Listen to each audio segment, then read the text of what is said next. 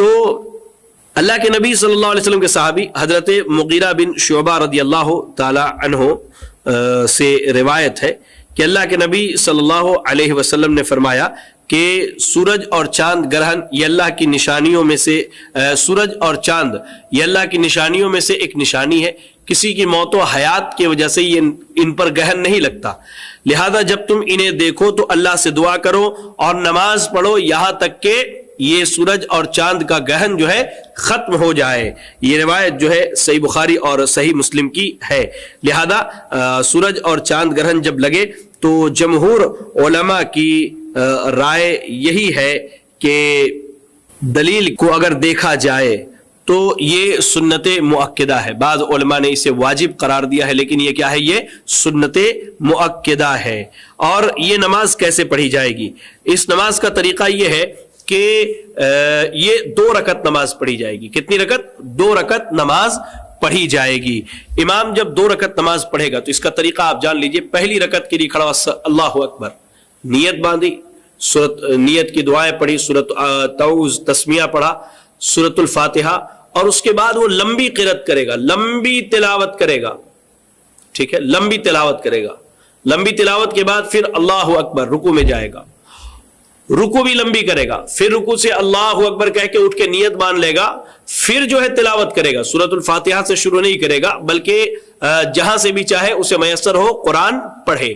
پھر لمبی تلاوت کرنے کے بعد اللہ اکبر، رکوع میں جائے، اور پھر رکوع سے اٹھے سمع اللہ لمن حمدہ کہہ کر کے ربنا ولک الحمد حمدا کثیرا طیبا مبارکا، پھر اس کے بعد سجدہ کرے، سجدے بھی لمبے کرے اور 2 سجدوں کے درمیان بیٹھے،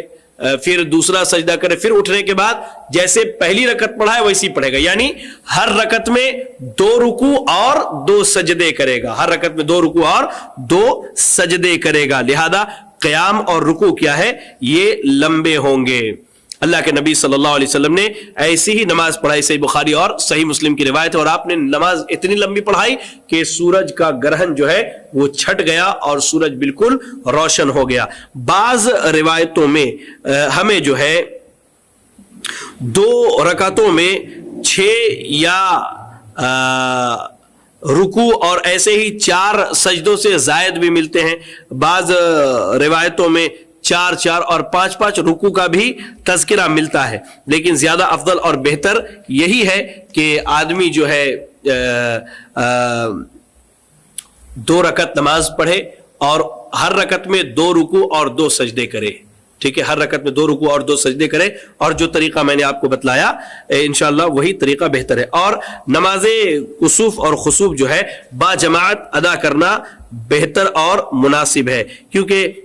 امام بخاری رحمہ اللہ نے ایک باب قائم کیے صلاۃ الکسوف جماعہ، کہ نماز کسوف با جماعت ادا کرنا چاہیے۔ اس کی وجہ یہ ہے کہ ہمیں صحیح بخاری صحیح مسلم کی ایک روایت ملتی ہے کہ جب ایسا کوئی معاملہ آتا تو اللہ کے نبی صلی اللہ علیہ وسلم کے منادی جو اعلان کرنے والے ہوتے وہ کہتے الصلاۃ جامعہ، یعنی نماز کے لیے سب جمع ہو جاؤ، تو با جماعت ادا کرنا افضل ہے۔ اگر مسجد میں خواتین کے لیے اہتمام ہے تو خواتین آئے، اگر نہیں تو خواتین چاہے تو گھر پر با جماعت ادا کر سکتی ہیں انشاءاللہ، ان کے لیے کوئی حرج اور قباحت کی بات نہیں ہے۔ ایسے ہی نماز کسوف اور خسوف میں ہم چاہیں تو آہستہ آواز میں بھی تلاوت کر سکتے ہیں، اور اگر ہم چاہیں تو بلند آواز سے بھی تلاوت کر سکتے ہیں۔ یاد رکھیں اس تعلق سے کہ سورج اور چاند گرہن کے وقت جو ہے ہمیں با آواز بلند تلاوت کرنی چاہیے، اور بعض علماء نے بعض روایتوں کی موجودگی پر، حالانکہ وہ سندن ضعیف ہے، اس بات کا استدلال کیا ہے کہ نماز سری بھی پڑھی جا سکتی ہے، لیکن